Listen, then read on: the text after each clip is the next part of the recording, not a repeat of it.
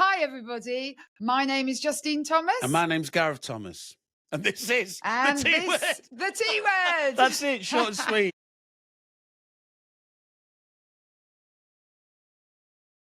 Right, Justine, what do you want to talk about this week? There's lots going on. What is on your agenda for this week? Well, I mean, it's been 2 weeks. There's been so many things happening. I don't even know where to start. I was intrigued to see that Rachel Reeves, I was thinking back to our Foreign Secretary at the time when he got done for not having a fishing license. And I think Rachel Reeves is in the same predicament now because she should have had a license, shouldn't she? She was letting out a house, and the borough that she lets a house out in, you're supposed to have a license, and she hadn't applied for a license. Yes, I've seen this. And if I'm honest, the first thing I thought when I saw this was just why do we even need a license for renting a house? And it just goes to show all the kind of bureaucracy that we have to deal with in this country in terms of licenses and red tape and everything, that all the hoops that we have to jump through just to kind of live our lives. But at the same time, the way I think about it, it's like when you're playing a computer game on hard mode. So you literally, when you want to be at the top of your game and you want to play life on the hardest level, you get one life. And if you are the Chancellor of the Exchequer and you're at that kind of elite level, you don't get to make the same mistakes that everyone else doesn't get to make either. So at the end of the day, Yes. if you what's the phrase you always say? Ignorance isn't a defense. So if Ignorance is no so yeah, defense. so if you think about, so for example, there was a story about a what do you call them, the yellow hash boxes in London. It's like a record breaking money spinner for London. So when you stop in this yellow, I can't remember what you call them, but it's a yellow hash box that you're not, a junction box that you're not meant to stop in. If you stop in that, you get £100 fine. Now there's no ifs, buts. There's no like, do not pass go, do not pass go, basically, do not collect £200. You're going to jail, you're getting fined. There's no sympathy from the councils, from the courts, anything. If you stop in that box, you're getting fined. So Rachel Reeves has to live by the same code that we live by, which is if you break the rules, you're finished. So the question is she going to have to resign over this? Which I don't think she is, but what do you think? Do you think that Rachel Reeves should actually resign over not Well, having a license to no, rent I out a don't. I don't property? think she I should. think it's a bit. I think it's a bit. Is it a bit No, much? but I'm not sure. I it's mean, it's can we frustration. not have, regardless of what sides of the political spectrum we're on, can we not actually have a bit of can we not have a Common bit of common sense. sense? I mean, maybe technically she may have broken some ministerial rules. I guessing the whole thing is under investigation or something. I'm sure it is, but I'm sure by the time anybody watches this, the whole thing will have been resolved. But I think sometimes we have to expect that, yes, people are human. Yes, I understand what you're saying. You have to be held to a high standard. Do you have to be held to a higher standard of other people because you're the Chancellor? I think maybe because you're an MP and you make the rules. So you are part of the legislature. So maybe, yes, you should be held to a higher standard. I personally believe that you should, but I'm sure there are people who'd argue quite strongly that you shouldn't, that we should all be held to the same standards if we've all got to obey the same rules.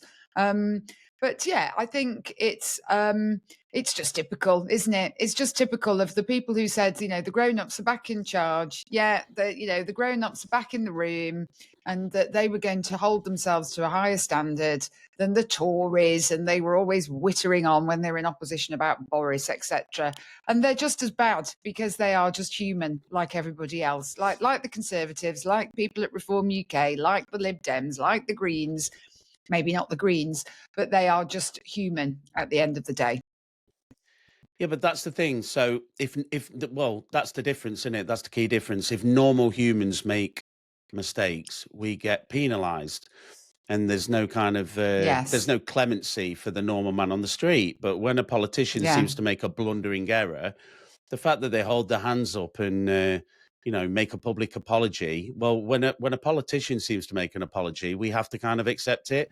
When we apologize, if I apologize for doing 35 in a 30 and get a speeding ticket, no one's going to let me off because I've made a public apology or wrote a letter to HMRC or the local council. So I just don't see why every time there's, like what Angela Rayner did, for example. Okay, I'm very sorry. I've what to say? I've referred myself to the what's it To called? the standard, the The, parliamentary the standards, parliamentary people. standard, and I've done the right thing, and I'm showing remorse.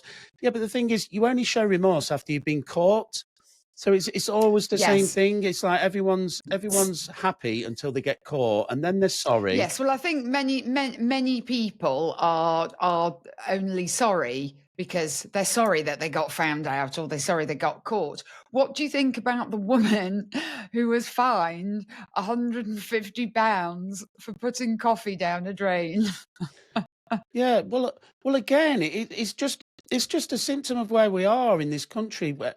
And I don't know. Do you think the general IQ in this country is just plummeting from what it once was? I mean, if you were to look at this story on face value, you would think that you would have to be a complete moron to think that dropping some coffee down the drain would be anything near punishable. And where does that leave people who drop their cooking oil down the sink? I mean, are we going to start? You got these fatbergs that weigh about 300 tons. Are we going to start finding people who are we going to have some kind of sensor that can test if there's some cooking oil going down your drain? Because for me, that would be more of an issue than coffee. But I mean, at the end of the day, it just it's hard to even have an opinion on it because it's so outrageously moronic. Stupid. Yes, it is. And sometimes you've got to call things stupid, haven't you? I mean, the fact that someone would have stood there and seen someone, but what were they thinking when they saw that lady pour that cup of coffee down the drain? Were they actually thinking, well, I'm not happy because she's littered, or she's done something that was immoral, or she's done something that's contrary to some law or bad for the environment? Or were they looking at this lady thinking she's discarded something in a manner where I can approach her and give her a ticket where I can earn some sort of commission?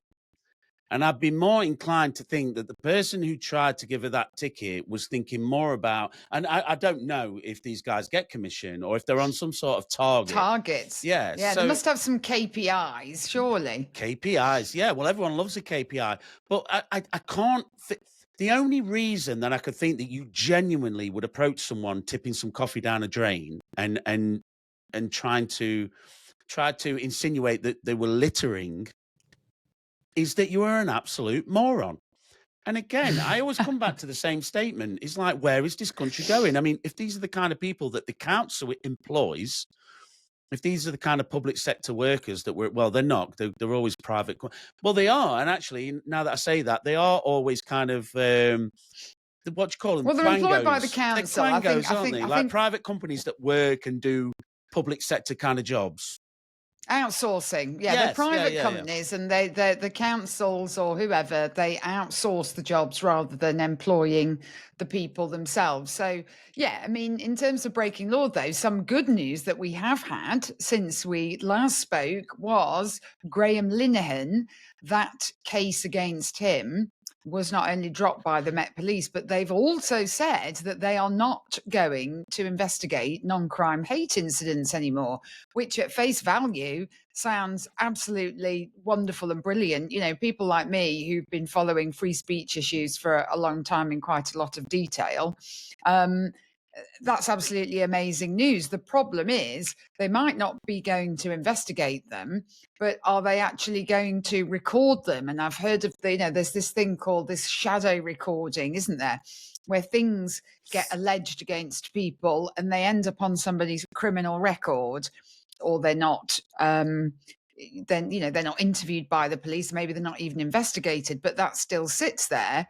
People have found out via a DBS check and they've seen it on there and they've thought, well, hang on a minute, I've never even spoke to anybody from the police service before, so why on earth have I got this on there? Well, so you So can I have guess the a idea of non-crime hate incident can show up on a DBS check. Yes. Can it?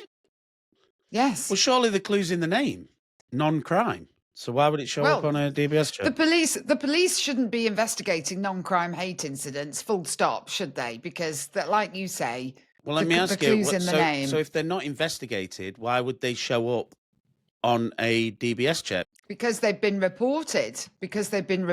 So they might not want to investigate them, but maybe they're putting a little black mark. That Gareth Thomas, he's been said something nasty to somebody, and somebody's complained, but do you know what? It's not actually a criminal offence, but we're just going to put a little black mark.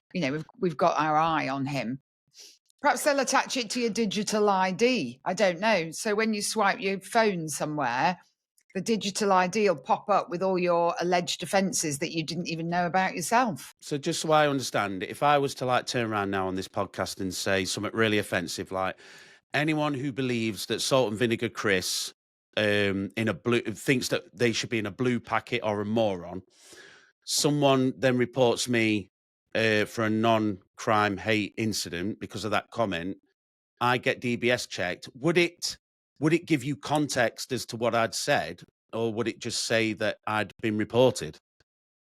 And by the way, Well, I don't know. if you think let's do a salt and vinegar DBS Chris, check on you. if you think salt and vinegar Chris should be in a blue package, you are a moron. They're obviously green, just like Walker said they should be. But what I'm saying is, would that show up as if I'd said something extremely offensive? Well, they're not green, are they? Because Golden Wonder Crisps, salt and vinegar was always in the blue packet. Yes. And but everyone green knows was cheese and onion. No, salt and vinegar is green and cheese and onion is blue. Everyone knows this, Justine. Anyone who doesn't follow this logic, everyone who doesn't follow this logic is obviously a moron. But like I say, if you were to report me now, I've just called you a moron. You walked into that one. I'm finished. It's over. No, but what I'm saying is, if you were to report me for that comment now, even if I was jesting, which I'm not saying I was, but I may have been, when you do a DBS check, would the specifics of the complaint show up? Because what I'm saying is, let's find out. Well, that would be good. Let's find out. Why don't I report you? I mean, hang on. Wait. Why don't? But I could get done for wasting police time. No, because I work in the security industry. Don't, because I won't be able to get any more work. But what I'm saying is, if I employ someone, I have to DBS check them. So potentially, it could come up to say these guys have been reported for a hate crime, and I'm going to think, oh my God, Islamophobic, or I don't know, they're just a racist. They've been involved in a hate crime, and actually their opinion was about salt and vinegar Chris. Well, I don't know. I think we need to find out. We need to be very clear about this. I don't think there is clarity. I'm being led to believe one thing. We don't actually know if that's true or not. So basically, we need to go away and we need to find out. We need to report back, because obviously anybody who's listening to this, we need to be sure that we're giving them the right information. So yes, we've given our names out. We've given our names out. So, you're Justine Thomas. I'm Gareth Thomas. That's all they need. We're going to get reported. I'm just wondering who's going to get reported. I probably already have been. I don't know. Are you going to get reported for thinking salt and vinegar Chris come in a blue packet, or am I going to get reported for thinking they should come in a green packet? Because you're going to upset a lot of people either way. So. And what if? Yeah, there might be someone who thinks they should be in a red packet and just.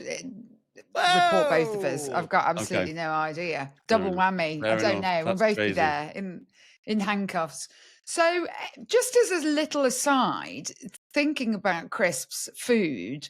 So the last time we spoke, I had been to a fabulous event for Margaret Thatcher's 100th birthday. But I saw a little video, and you, before you fell foul of a virus, had been to a little event yourself. Yeah, I went to the. Are we referring to the Wing Fest in Sheffield? Wing Fest. Yes. Tell me about that. Well, I don't know. I got invited there. If I'm honest, I got invited there by someone else, and I went there, and you eat a lot of wings. The wings are fantastic. I did. If you notice, my face is a little bit more bloated. It's because I've probably put about 3 stone on. But I entered the. I am the champion of Sheffield. So it looked very amusing. So the video that I saw, you were there. There's all the long tables. There's all of you guys have all got your heads in bowls, eating all these wings. And there's a guy going around with a microphone, and you've got orange gloves on and orange t-shirts, and they look like they were maybe. I got the impression that they were chili wings or something. Yeah. And that yeah, it's quite funny because when you were eating it and you were still like licking the thing off the bone. So yeah, that was quite amusing. The So trick you is, did win. You are the champion well, I of am the Sheffield then champion, at eating and it's wings. a very simple strategy. You have to be able to eat and breathe in at the same time. So if you can breathe in as ferociously as you can swallow, you'll be able to eat food quite fast, it turns out. So you've just got to control your esophagus and make sure it all goes Oh down the right right, hole. okay. So I was told there was a professional eater at that event, which I beat as well. So that's my claim to fame. I've had the hottest curry in Wakefield, and I'm also the fattest person in Sheffield. So yeah, what a claim to fame! Great, yay! Who's so in terms of any other news then, any other business, what else have you got on your hit list of things to talk about? Because we've missed all the saga with Prince Well, Andrew. That's kind yeah, of long that's it's gone. kind of come and gone, Um hasn't it? I mean, but yeah, is there anything there that we didn't already know about Prince Andrew, which is he's allegedly a bit of a wrong 'un? I mean, I'm not really sure there was that much more to add to the pot. I think it's just kind of the same stuff regurgitated, isn't it? What people have kind of been yes. like insinuating for a long time. I think the real tragedy in that is the Dufresne girl is no longer here to be able to give her side of the story, isn't it? I think she wrote a book. Probably said a lot of crazy things in it. I've not read it myself, so I don't know. But you know, he's putting his side out there. She's never going to be able to defend herself or defend any of the things that she's said. Andrew's been excommunicated now, hasn't he, from the royal family? So, I mean, it's kind of, I think, how old is Andrew? 65? Must be, Yeah, yes. so at this point in his life, to kind of, for King Charles to say, look, you're kind of done, mate. I think, unless there were, I mean, the Queen stood by Andrew, didn't she? I mean, she was Yes. reportedly, he was reportedly her favourite son. And you know the Queen stood by him for his whole life. So for Charles to kind of get rid of him now is probably a combination of things. Just trying to get him out of the limelight, and maybe he knows more, maybe he doesn't. I don't know. It's a very it's sordid, isn't it? It's embarrassing. Again, it's just another thing to add to the list of things that are embarrassing for the UK. I mean, it just doesn't look good, does it? No. No. So, in terms of other things that don't look good, what about all of these absolutely shocking incidents with asylum seekers? Well, what about We the guy had being that. released? The guy I being mean, released from prison. absolutely. Hadash Kabatu, absolutely ridiculous, and even more ridiculous that apparently he went back to the prison multiple times and claimed he was supposed to be being And deported they sent him and that he away. didn't know what to do. So there's quite a lot of people saying there's a lot of conspiracy theories going on around that. Now, I'm not ready to subscribe to conspiracy theories. It's not really my bag.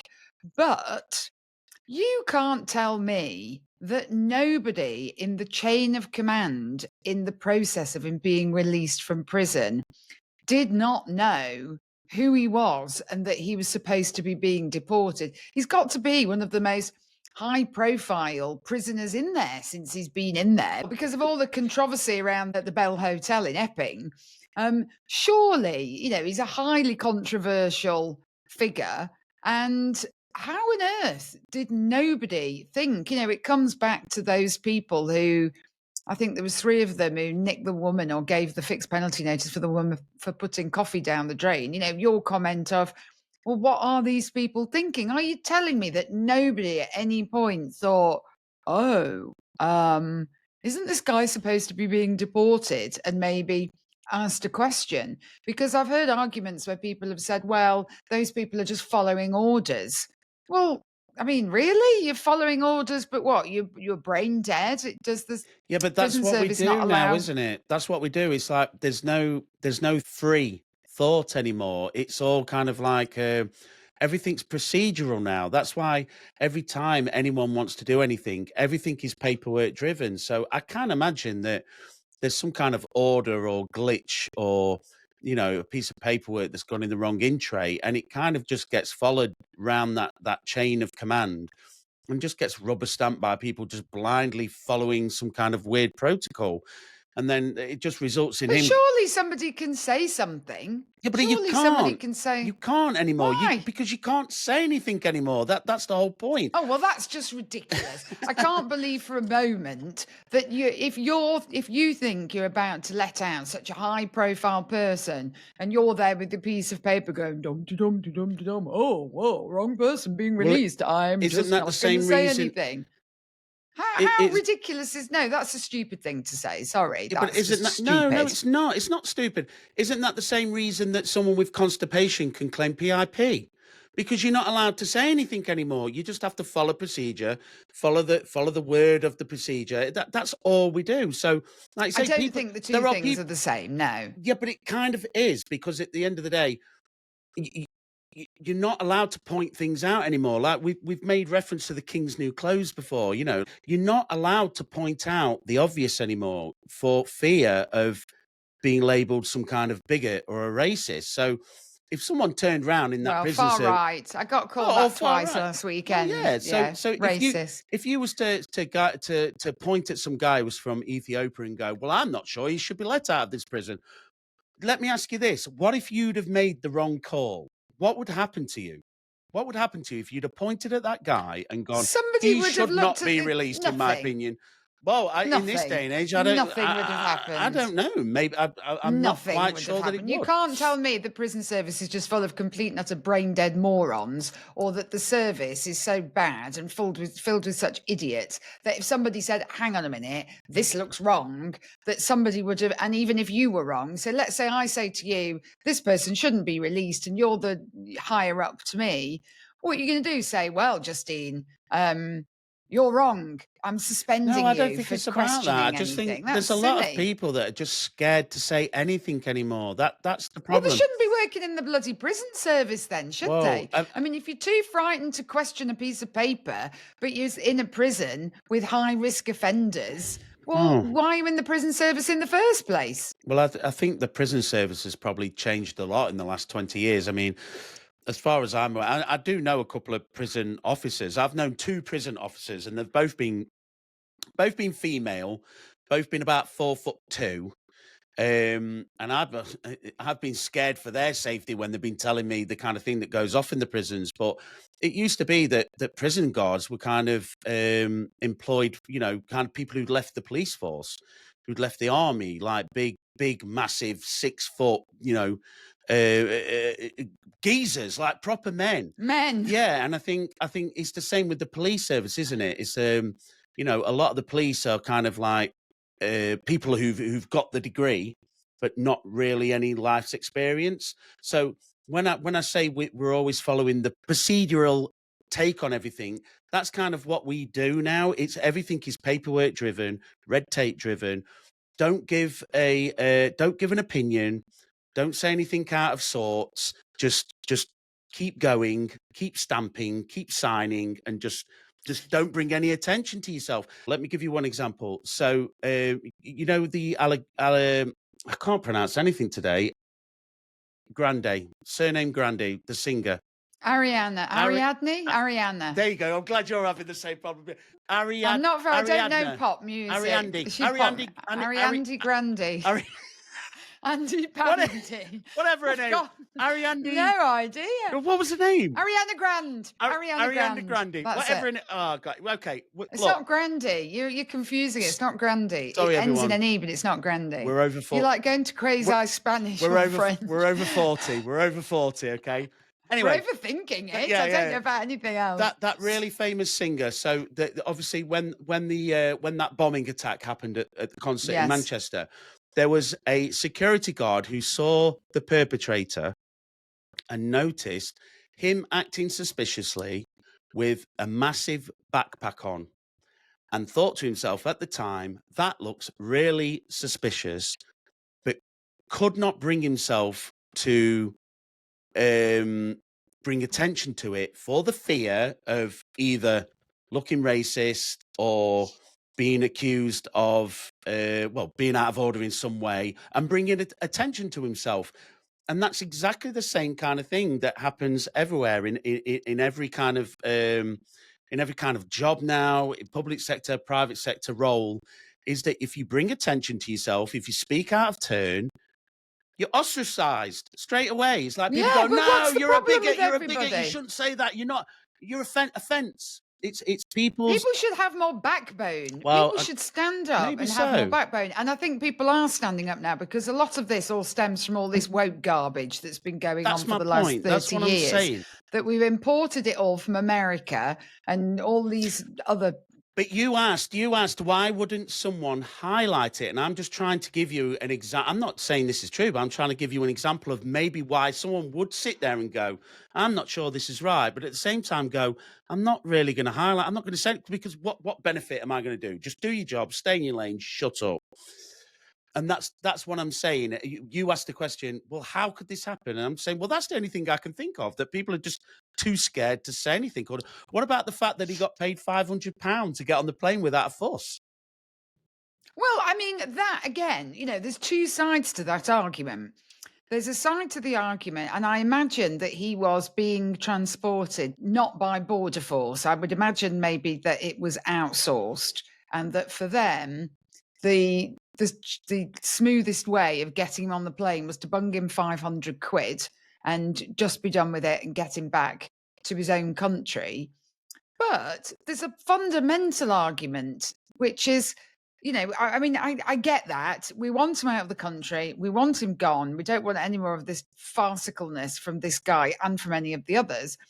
But what are we coming to when people who have been deported from our country are essentially sort of blackmailing or trying to negotiate with the people who are in control of their custody, and they're trying to negotiate with them as to what they should get to enable them to leave quietly? I mean, that's terrible. And this person, yes, I'm pretty sure he was just on an ordinary commercial flight, so you don't want him kicking off.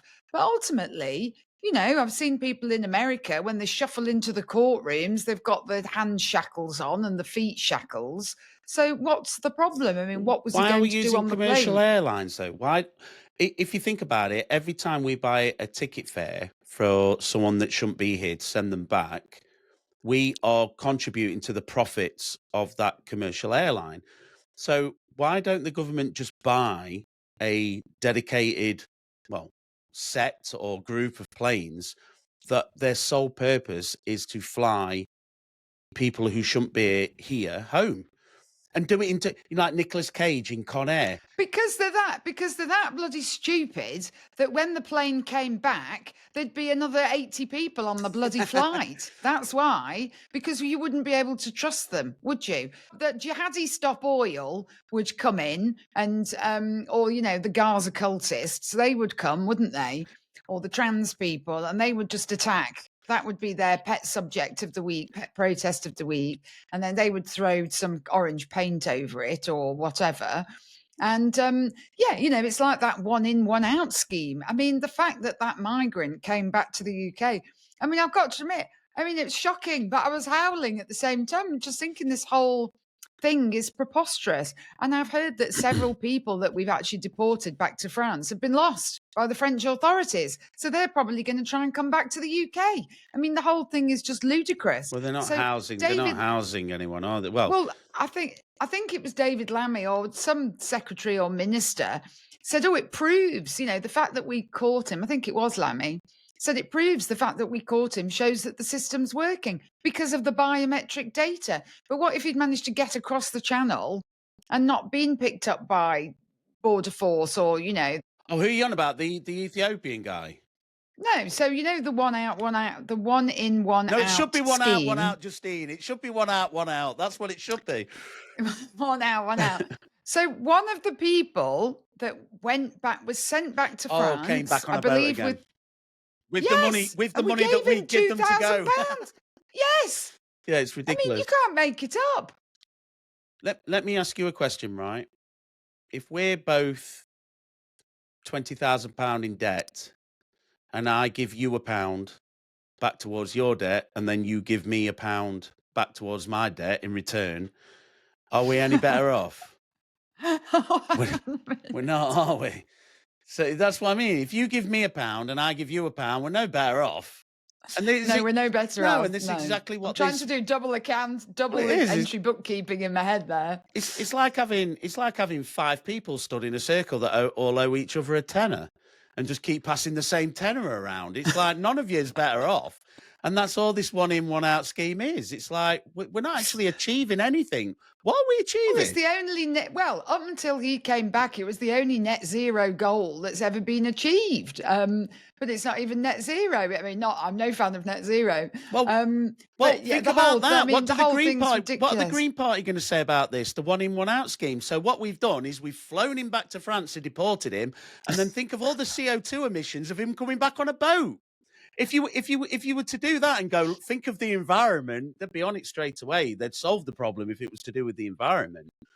But I just don't. No, but don't forget, if it's for somebody like him, then the normal rules don't matter because he's a special category of person according to those people. They're people that we have to take extra care over, extra vulnerable. Well, he wasn't vulnerable when he was, sexually assaulting a 14-year-old girl and a woman, was he? No. It's like that guy the other day who has got who was in court, who was the Deliveroo. I don't want to defame Deliveroo. It may have not have been Deliveroo, but one of the food other delivery companies are available. Or could be responsible. One of the delivery companies, we'll reframe it, one of the delivery companies, somebody had used the ID of somebody who works for the delivery company, had gone to drop some food off at a house, and the young woman answered the door, and he'd gone in the house and started basically feeling her up and down. So he basically sexually assaulted her. And one of his purported defences was he was from Afghanistan. In my country, that's a way of greeting people. How much are Where tickets you to rub them up Afghanistan and down then? sideways. Rub them up and down sideways. But the thing is, in Afghanistan, I didn't think women were allowed to greet men, or men were allowed to greet women. So I don't know how he's understood this cultural exchange of greetings, because how would he have ever greeted a woman in Afghanistan? He wouldn't have done, would he? Because it's not allowed. Wasn't there? So it's just nonsense, and we know it's nonsense anyway. I'm sure I saw a story in Dubai where a man had accidentally touched someone else's wife in Dubai. And he'd ended up in jail for it because he dishonoured the other man by just either brushing past his wife or touching his wife or doing something like that. I'm not so sure that in Afghanistan the way of greeting a female counterpart is by rubbing them up and down. I'm not convinced. Sure either. But I'm also, I mean, are you sure that this was accepted as a valid excuse?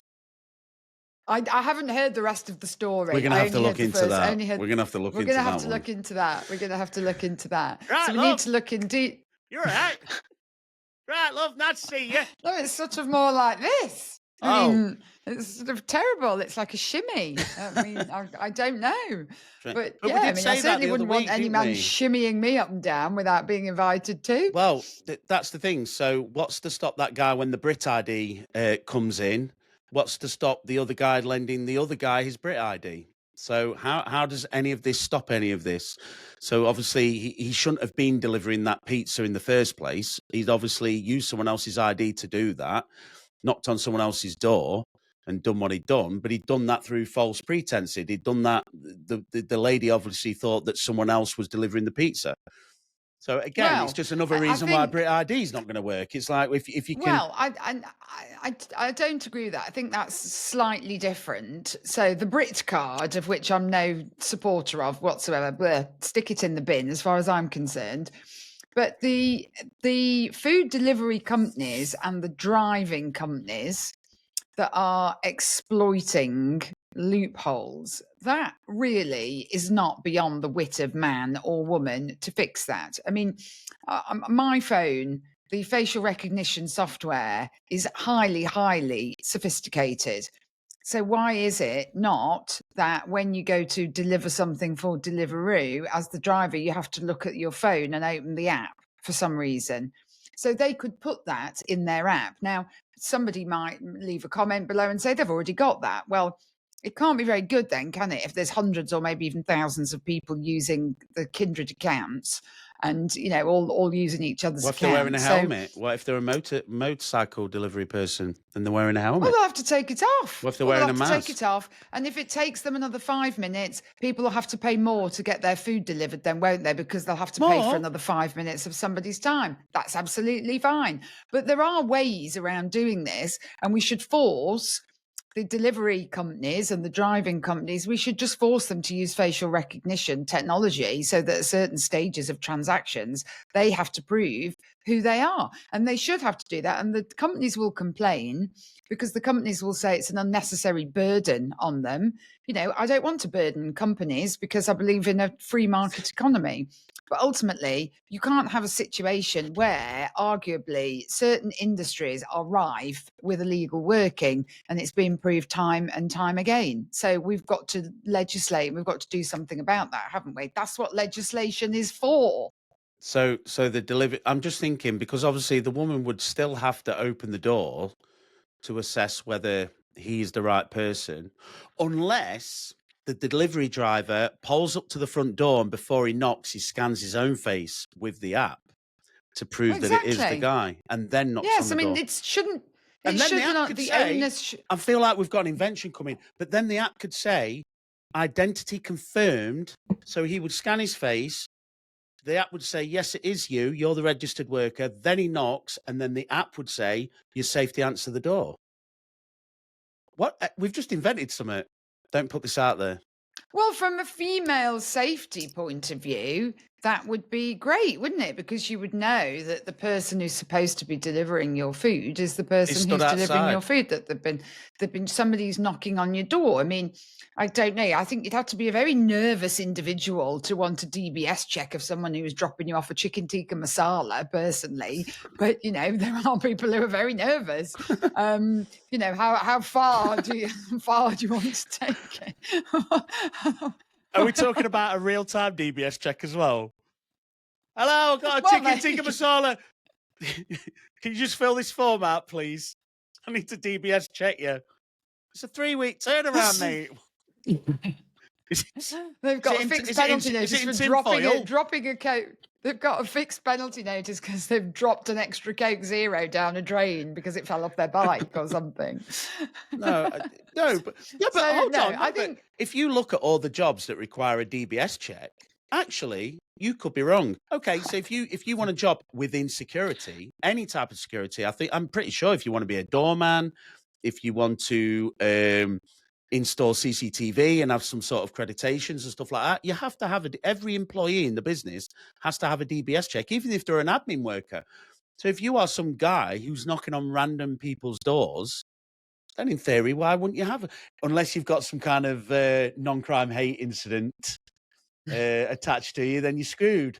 they're not. At the end of the day, look, DBS check anyway is not a live thing, is it? So you have your DBS check and that's it. The DBS check has been done. But ultimately as well, if you've got somebody who is not from the UK originally and they've only been here a year, how would you know anyway? You don't really know about the history. You can only go on what the records but it'd be nice say. to know this person hasn't raped anyone in the last year.